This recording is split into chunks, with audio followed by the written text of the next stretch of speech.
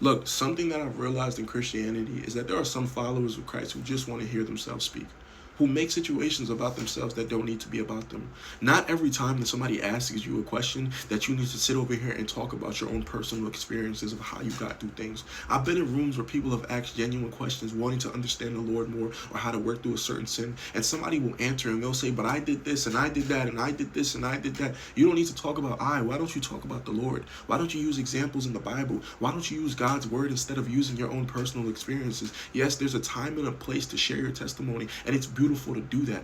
It's amazing to share your testimony. It's amazing to share experiences that you've gone through. But if it's not truly beneficial for the question that's being asked, then I just feel like there's no point in sharing all the things that you've gone through. Like, I've watched people just go on a whole rant about certain things and they're not even answering the person's questions because the person listening to them is looking confused. Like, hey, what are you talking about?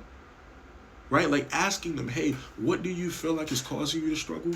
How do you feel like you're trying to work through this? And then going back into the word of the Lord is great. Yes, if you using yourself as an example fits that in that answer, then awesome. But just outright talking about you all the time, we just need to be mindful of that. Like, it's not always benefit. It just isn't. It just isn't.